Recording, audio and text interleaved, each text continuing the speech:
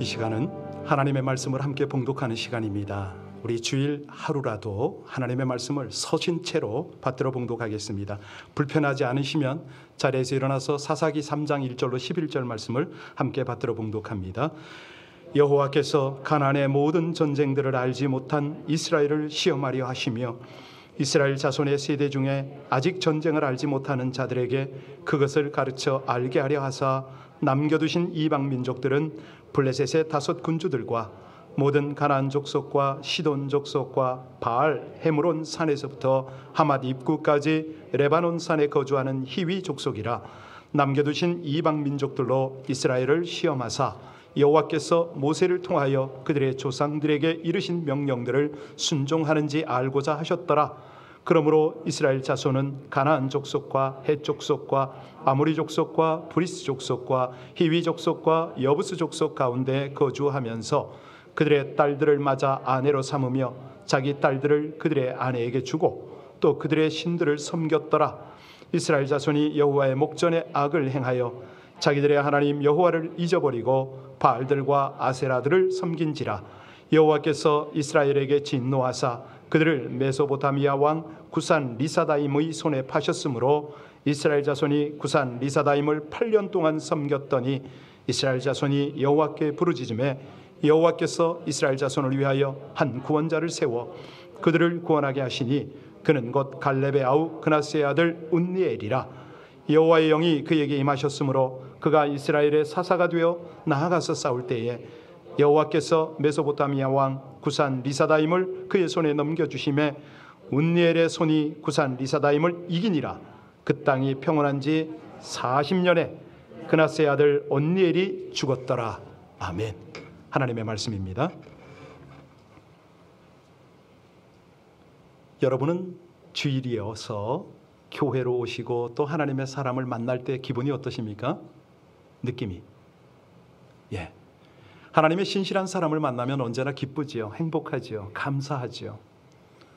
저는 어제 오전에 일찍 오렌지 카운티에 전도협회를 다녀왔습니다. 설교 부탁을 받고 그 지역에 가서 전도를 했는데 이게 청년 그룹서부터 연로하신 분들까지 쭉 이렇게 모이셨어요. 각 교회에서 대표자들을 보내서 그 전도협회를 운영한다고 들었습니다. 예배를 마치고 조찬을 하게 되었는데 마침 제 옆자리에 연세가 지긋한 분들이 계셔서 이 모임에는 얼마나 되셨고 연세는 얼마나 되셨습니까? 그랬더니 초대 회장이 제 옆에 있더라고요. 그 회장님은 91살이었습니다. 41년째 그 모임을 섬긴다고 그러셨어요. 제가 헉소리가 나왔습니다. 저는 기껏해야 30년 이제 선교사 목회 생활을 하는데 그분들은 지역에서 전도협회를 40년 이상 섬기셨으니 존경받아 마땅하죠. 너무나 귀한 분들이죠. 우리 교회도 그런 분이 계십니다. 하나님의 몸된 교회를 섬기기에 수십 년을 한결같이 섬긴 분들이 계십니다. 그 중에 한 분과 잠깐 이야기를 나눴는데 이분이 그러셔요. 목사님, 나는 13살 때 흥남 부두에서 형과 함께 피난 왔습니다. 가족은 다 북한에 있지요. 원산입니다. 제가 수년 전에 어머니가 하도 그리워서 평양에 편지를 보냈습니다. 그때 평양 당국이 급히 찾았는지 5개월 만에 주소도 모르는 우리 친척으로부터 연락이 왔습니다. 다 돌아가셨고 큰누님만 사셨는데 큰누님에게서 연락이 왔습니다. 그 이후에 그나마도 큰누님도 돌아가셔서 조카들은 있는데 연락은 안 됩니다. 지금 저는 90이 다 됐기 때문에 양로원을 섬기는 사역을 합니다. 제가 느낌이 있더라고요. 부모님을 못 모셔서 당신도 노인이지만 노인들을 섬기고 싶어 하시는구나. 이런 느낌이 있었어요. 하나님의 은혜를 생각하면서 부모님을 대하듯 양로원 어르신들을 섬기는 거 아니겠습니까? 이분처럼요, 우리 민족은 6.25를 경험한 세대가 있습니다. 그리고 50년대 후반부터 60년대 그 세대들은 전후 세대라고 그러잖아요. 아주 고생스러운 세월을 살아온 세대가 있습니다. 그리고 70년대, 80년대는 전쟁 후지요. 이제는 풍요로운 세대입니다. 그 세대에 태어난 사람들은 어떠냐? 사실은 전쟁 세대나 전후 세대나 그 이후의 세대는 정신상태 다 다릅니다. 전쟁을 경험한 사람들은요, 전쟁이 얼마나 비참하고 무서운지, 심지어는 트라우마까지 아직도 있는 사람이 있어요. 피난 시절을 생각하면 가난이 얼마나 힘든지, 평화가 얼마나 소중한지를 잘 알지요. 그런데 요즘 세대는 어떠냐? 풍요롭고 편리한 시대를 태어났어요. 자랐어요. 그러니까 전쟁이나 가난의 고통을 모르고 행복하게 살 것 같아요. 좋을까요? 아닙니다. 정반대일 수가 있습니다. 큰 고생을 하지 않아서 연단도 되지 않고 덜 성숙한 그런 모습일 수가 있다는 거죠. 연단을 받지 못했기 때문에 신앙적으로는, 영적으로는 취약한 세대일 수가 있습니다. 오늘 본문의 배경이 바로 그 내용입니다. 이 사사시대, 이때의 세대들은 굉장히 영적으로 취약합니다. 왜 그러냐면은 이스라엘이 지금 가나안에 들어왔지 않습니까? 그 세대 중에 출애굽 세대의 사람은 다 없거든요. 죽었습니다. 애굽에서 노예 생활도 하고 광야의 고난도 겪었지만 하나님이 행하시는 놀라운 일들을 경험한 그 세대들, 홍해바다가 갈라졌지 않습니까? 아니, 광야에서 낮에는 구름 기둥, 밤에는 불 기둥으로 인도하는 하나님과 함께 동행을 했지 않습니까? 농사 짓지 않아도 만나와 메추라기를 하나님이 공급하는 걸 먹었거든요. 그 세대가 다 죽은 거예요. 그리고 광야 세대가 있었습니다. 이 광야 세대는 어떤 세대입니까? 광야에서 태어나서 자랐어요. 고생을 많이 한 세대지만 그들도 여호수아와 함께 요단강을 건넜습니다. 여호수아와 함께 여리고성을 함락시켰어요. 전쟁 중에 하나님의 여러 가지 아말렉과의 전투에서 여러 가지를 경험을 했습니다. 출애굽 세대와는 조금 다르지만 광야 세대는 그래도 나름대로 하나님을 생생하게 경험했던 세대입니다. 그런데 이 사사시대의 세대는 어떤 세대냐? 그런 경험이 없어요. 젖과 꿀이 흐르는 가나안 땅이 들어왔거든요. 풍요롭거든요. 문제는 체험 없는 말씀만 가진 신앙생활입니다. 그래서 우리 하나님은 이 세대를 향하여 무엇을 행하십니까? 시험을 받게 하십니다. 왜요? 하나님을 경험하도록. 하나님의 목표는 뭡니까? 하나님의 명령을 순종하는지 보고 싶다 이거예요. 자, 이제 우리 하나님의 계획, 플랜을 알았으니까 본문 속으로 들어가겠습니다. 1절과 2절을 다시 한번 봉독합니다. 1절, 2절 같이 읽겠습니다. 여호와께서 가나안의 모든 전쟁들을 알지 못한 이스라엘을 시험하려 하시며 이스라엘 자손의 세대 중에 아직 전쟁을 알지 못하는 자들에게 그것을 가르쳐 알게 하려 하사 남겨두신 이방 민족들이 있다, 이 말씀이에요. 아니 여러분, 가나안은 하나님이 주신 땅이니까 이방 민족 없어야 되잖아요. 그런데 들어갔는데 이방 민족이 있었단 말입니다. 그럼 하나님의 말씀이 잘못됐나요? 아니거든요. 자, 그 배경들을 우리가 쭉 살피고 가고 있는데 지금은 중요한 것이 이 부족들이 왜 남겨졌느냐? 한마디로 젊은 세대를 시험하기 위해서 남겨졌다, 이렇게 이해하시고 3절을 같이 보겠습니다. 자, 3절 같이 읽습니다. 블레셋의 5 군주들과 모든 가나안 족속과 시돈 족속과 바알 헤브론 산에서부터 하맛 입구까지 레바논 산에 거주하는 히위 족속이라. 여기서 여러분들이 지형을 보시면 참 좋았을 뻔했는데요, 이렇게 이해하시면 됩니다. 동, 서, 남, 북, 동부, 중부, 서부, 북부, 할 것 없이 여러 지역에 이 민족들이 남겨져 있습니다. 적이죠. 자, 그런데 이들을 하나님이 어떻게 하길 원하셨죠? 몰아내길 원하셨잖아요. 아니, 최소한 동화되면 안 된다, 이게 하나님의 말씀이거든요. 그런데 그들이 어떤 삶을 사느냐? 5절, 6절 보겠습니다. 그들이 그 땅에서 어떻게 사는지 보시기 바랍니다. 5절 6절 같이 읽겠습니다. 그러므로 이스라엘 자손은 가나안 족속과 헷 족속과 아모리 족속과 브리스 족속과 히위 족속과 여부스 족속 가운데 거주하면서 그들의 딸들을 맞아 아내로 삼고 자기 딸들을 그들의 아들들에게 주고 또 그들의 신을, 이게 웬일입니까?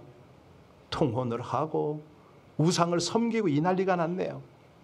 신명기 7장 3절 4절에 분명히 말씀하셨잖아요. 그들과 혼인하지 말고 네 딸들을 그들의 아들에게 주지 말고 그들의 딸도 네 며느리 삼지 말아라.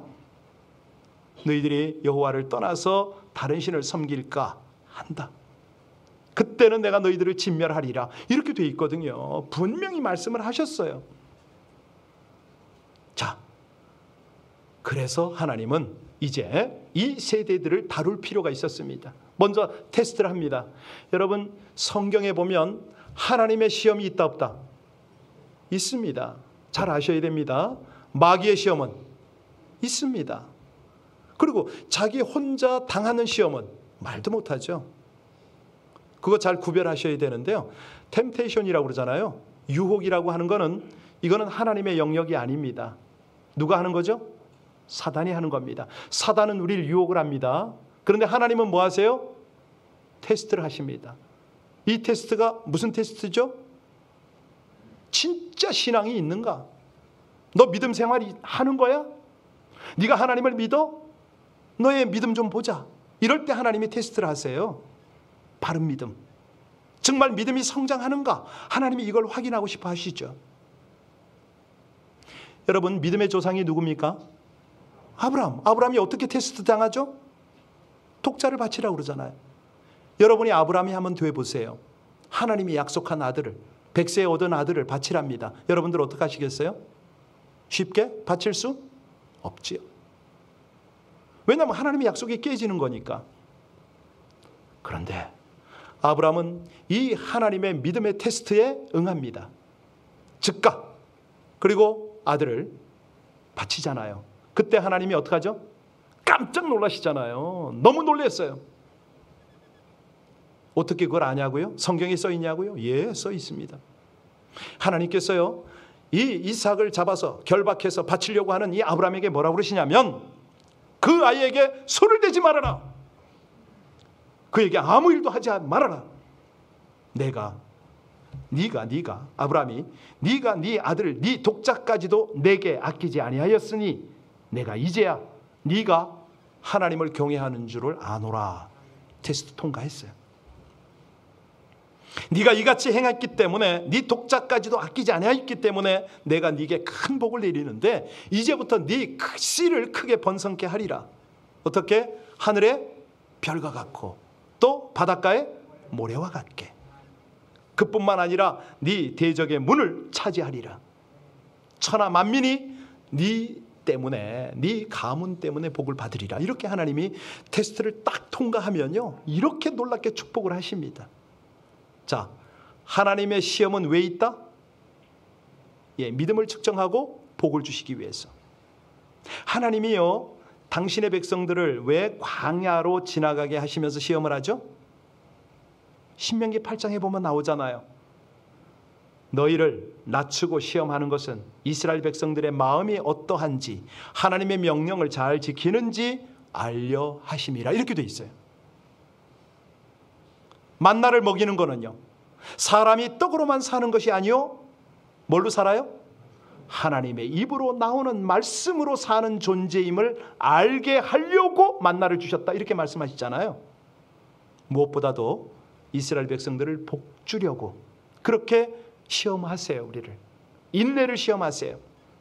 여러분, 우리가 하나님의 시험을 인내로 잘 감당하면 그 다음에 우리의 모습은 어떻게 됩니까? 예수님을 닮아가잖아요. 주님처럼 닮아가거든요. 그래서요, 생각하셔야 됩니다. 하나님의 테스트가 있을 때는 지나고 봐야 돼요. 지나고 보면 일이 잘 됐건 실패했건 인간관계로 힘들었던 것, 이 모든 것이 다 감사의 조건이 됩니다. 왜냐면요, 어려울 때 하나님을 찾잖아요. 하나님을 만나잖아요. 믿음이 연단이 되잖아요. 인격이 성숙이 되잖아요. 바울 사도가 로마서 5장에서 뭐라고 그럽니까? 다만 이뿐 아니라 우리가 환난 중에도 즐거워하나니 이는 환난은 인내를, 인내는 연단을, 연단은 소망을. 이거예요, 이거. 여러분, 이 팬데믹 기간이 어떤 기간입니까? 하나님이 우리를, 그렇습니다, 제대로 보셨네요. 이거 아셔야 돼요. 이 팬데믹 기간이 하나님이 우리의 믿음을 재보는 이런 시기인 거 아세요? 분명히 아셔야 합니다. 이후에 돌아보면 이 시기를 지나온 것이 하나님께 감사할 일이 많아지는 시기가 되시기를 주의 이름으로 축원합니다. 네. 자, 이제 오늘의 주인공을 찾아야 됩니다. 오늘의 본문 주인공이 누굽니까? 9절 한번 보세요. 9절을 보시면, 네, 같이 읽겠습니다. 이스라엘 자손이 여호와께 부르짖음에 여호와께서 이스라엘 자손을 위하여 한 구원자를 세워 그들을 구원하게 하시니 그는 곧 갈렙의 아우 그나스의 아들. 자, 이스라엘의 사사가 12이니 그 중에 첫 번째 사사가 누구더라? 누구요? 온니엘. 이거 시험에 나옵니다. 이스라엘의 사사가 몇 명이 있었는데 그 중에 첫 번째 사사는 누구더라? 예, 오케이. 그런데 이 온니엘을 소개하는 걸 잘 보세요. 예, 참 재밌게 소개하잖아요.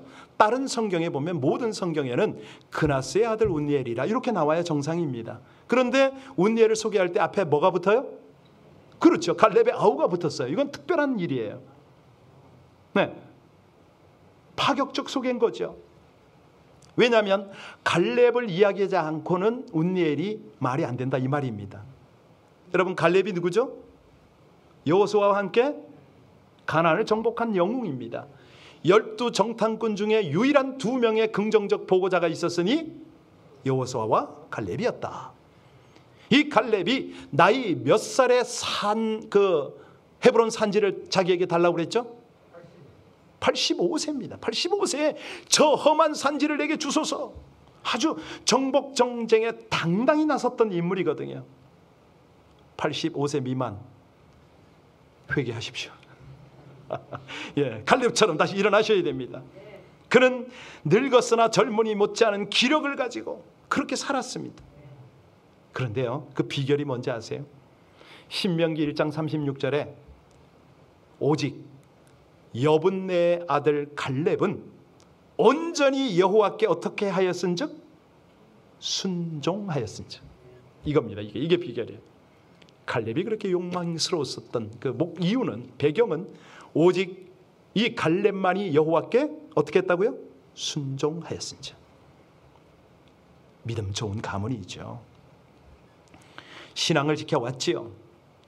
많은 어려움 중에도 그 수많은 전쟁, 위기 중에서도 신앙의 뿌리가 흔들리지 않았습니다. 그가 바로 갈렙입니다. 그 갈렙의 딸을 아내로 맞은 자가 누구였다? 온니엘이었습니다. 온니엘은요, 이제 그 갈렙의 아우 그나스의 아들입니다. 족하면서 사유가 된 거죠. 그런데 이게 어떻게 그런 일이 벌어질 수가 있었냐면, 드빌이라고 있어요. 그 드빌을 가장 먼저 쳐서 점령하는 자에게 내 딸을 주마, 갈렙이 그 공약을 했거든요. 그 약속을 쟁취한 것이 바로 온니엘이었습니다. 왜 이렇게 다를까? 뭐가 이렇게 특출할까? 이거는요, 말씀과 기도가 있는 가정에서 자랐기 때문에 그렇다는 거죠. 가문 자체가 그런 가문이에요. 네. 그러니까 여기 온니엘을 이렇게 갈렙의 조카로, 사위로 소개하는 이유가 있어요. 그것은 어떤 피를 나눈 단순한 가족뿐만 아니라 생사를 같이 한 전우다, 이 소개를 하고 싶은 거예요. 아니, 대를 이어서 하나님께 충성으로 순종했다, 이걸 지금 알려주려는 거죠. 하나님께서 이스라엘의 첫 사사로 불러 쓰신 사사 온니엘, 그는 모세 후손도 아닙니다. 여호수아 장관의 아들도 아니고요, 갈렙의 아들도 아닙니다. 그냥 갈렙의 조카예요. 평범한 거죠. 그런데 그를 하나님은 사사로 쓰셨다. 여러분, 그가요 어떻게 쓰임 받았는지 아시죠? 8절에 보면 이 이스라엘이 너무 시달리니까 8년 동안 시달렸거든요.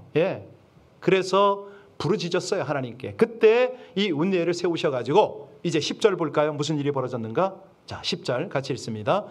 여호와의 영이 그에게 임하셨으므로 그가 이스라엘의 사사가 되어 나가서 싸울 때에 여호와께서 메소포타미아 왕 구산 리사다임을 그의 손에 넘겨주심에 온니엘의 손이 전승을 해버렸습니다. 그러니까 여기서 핵심은 뭐냐면 하나님의 테스트에 순종으로 자신을 드렸더니 그 일을 감당할 수 있도록 뭐가 임했다고요? 그렇죠. 성령이 임했다. 예, 우린 약합니다. 여기 온니엘이 대단한 게 아니에요. 성령의 역사로 이 모든 것을 감당했다는 거예요. 예, 그래서 자 11절에 보니까 몇 년 동안 평화가 임하더라? 40년 동안. 온니엘이 살아있는 동안 평화가 임하더라. 자, 그러면 이제 지금부터 오늘 메시지를 우리가 받겠습니다. 왜 하나님은 전쟁을 알지도 못하는 세대에 가나안 족속을 남겨두셨다고요? 이스라엘 백성들을 뭐 하기 위해서? 시험 받기 위해서. 그러니까 이스라엘 백성들은 가나안에서 어떻게 살아야 합니까? 자기 조상처럼 하나님의 길을 가야만 했어요. 한번 순종한다고 이게 순종이 아니거든요. 책임과 의무 다한 거 아니거든요. 우리도 똑같습니다. 우리 역시 마찬가지. 에이, 내가 한번 믿었다고 다 그게 끝이냐? 천국 가냐? 잘 생각하셔야 됩니다. 우리가요 정말 신앙생활을 제대로 하려면 영적 전쟁의 이 세상에서 매 순간순간 밀려오는 세상 유혹을 이겨야 되거든요.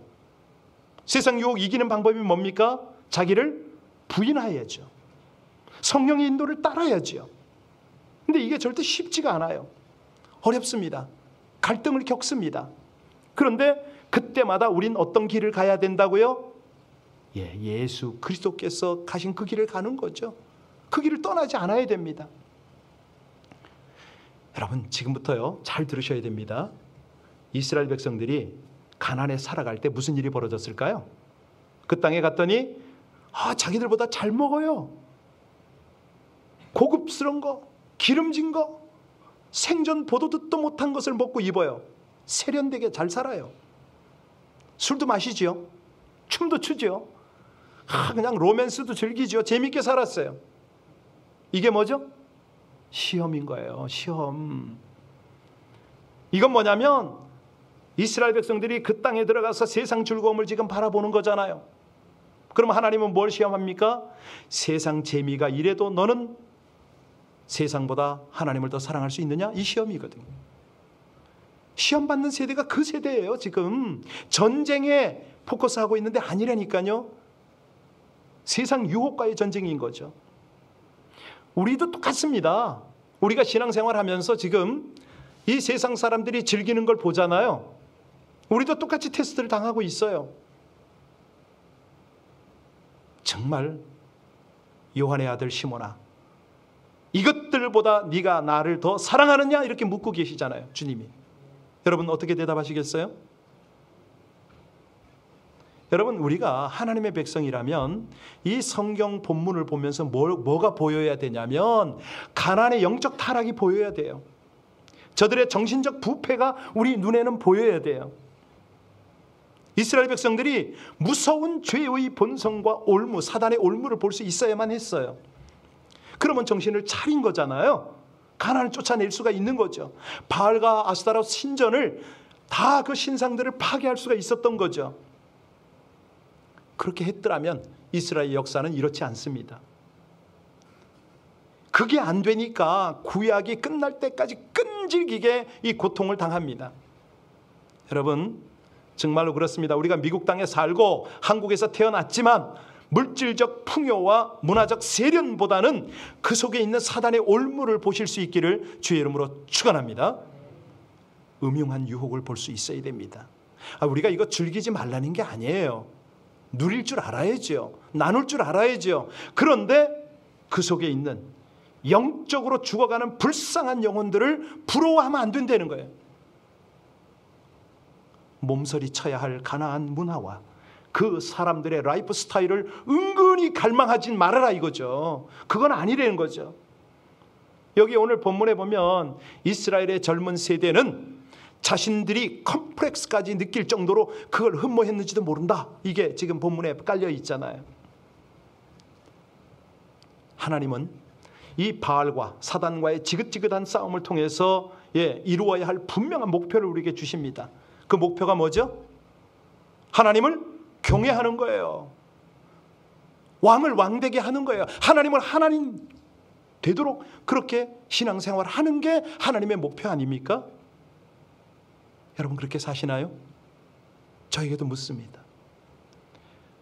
오늘 기도에도 대표 기도에도 나왔지만 미얀마에서 사역하는 김영민 선교사가 지금 코로나를 이겨냈습니다. 너무너무 감사한 것이 여러분의 기도를 하나님이 응답하셔서 이런 놀라운 은혜를 주셨는데요. 김영민 선교사가 그런 얘기를 하더라고요. 현지 의사 친구의 권유를 따라서 지금 사역하는 데가 미얀마 랑군에서 수도에서 아주 한참 들어갑니다. 차로 한 5시간인가 들어가는 걸로 아는데 오지 쪽이에요. 거기에서 따웅지라고 하는데 거기서 사역을 해요. 그런데 현지에 병원이 몇 개 없고 병원이 있어봐야 그쪽에도 코로나가 많은데 산소호흡기가 전혀 없어요. 한 병원에 이 산소호흡기를 사서 이제 기증을 하는 이제 그런 사역을 좀 했습니다. 한 대를 돌리면 2명이 산소를 마시는데 의사가 그러더랍니다. 그러지 말고 그냥 산소통 큰 걸 사서 20명에게 나눈 걸로 하자고. 그 의사 친구가 어떻게 생겼냐면 6월 달에 그 친구를 만난 거예요. 어느 날 밤중에 김영민 선교사가 이제 그 트럭을 타고 다녀요. 트럭을 타고 길을 가는데 오토바이에 친 사람 하나가 길에 쓰러져 있는 거였죠. 그래서 이 김영민 선교사가 그 사람을 차에 실어서 병원에 데리고 간 거예요. 그랬더니 의사가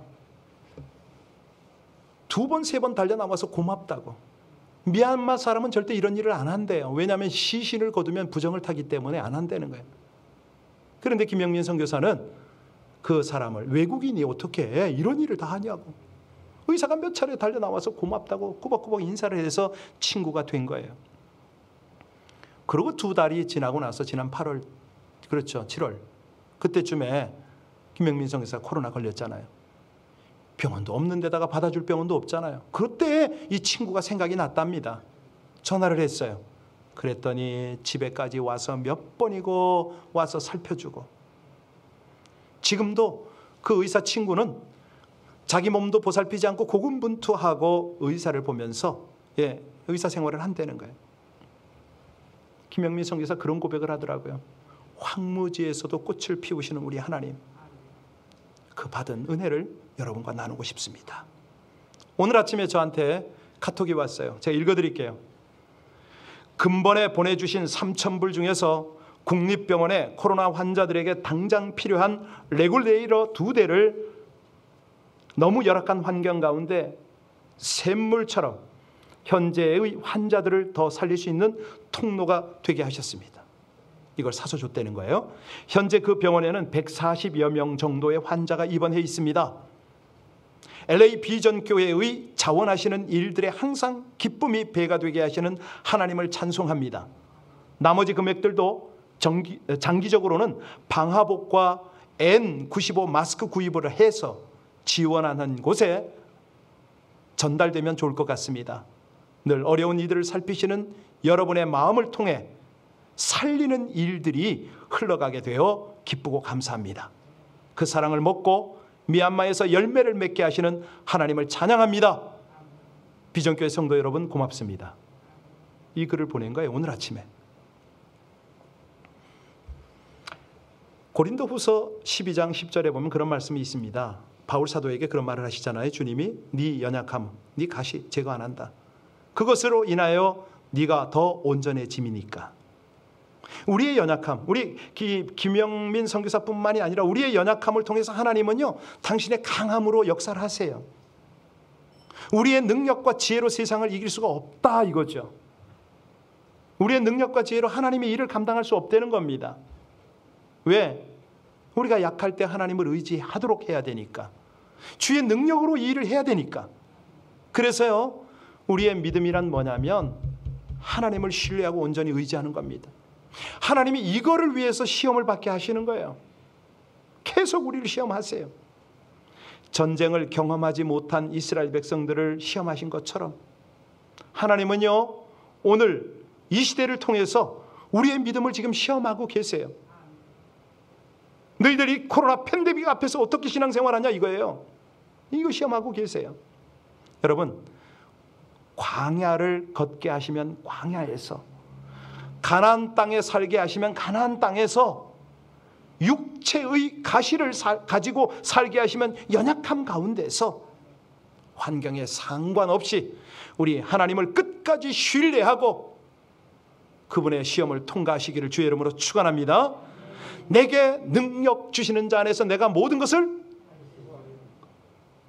여러분 이거 잘 이해하셨나요?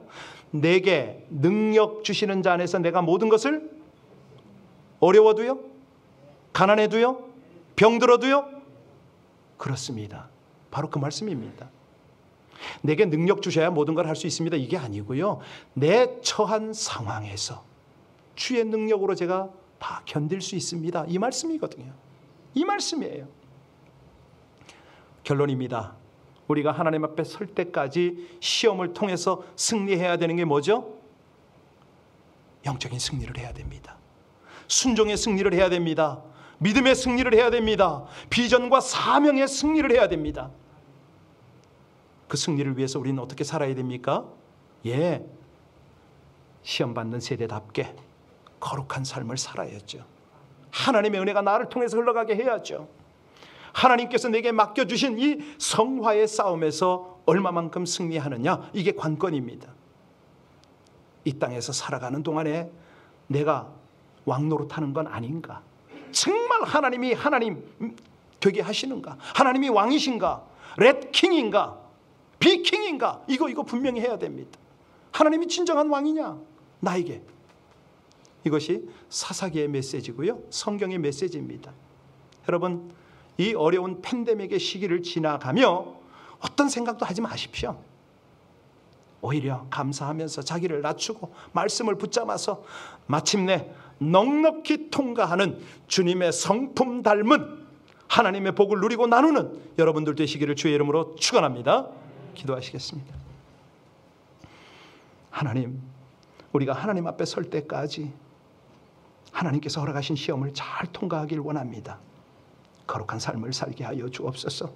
이 시험을 통해서 주를 더 닮아가게 하여 주옵소서. 인내를 이룰 뿐만 아니라 하나님만을 소망하며 하나님만을 왕으로 모시며 끝까지 잘 견디고 넉넉히 통과해서 우리 주님 닮고 주님 주시는 복을 누리고 나누는 우리들이 되게 하여 주시옵소서.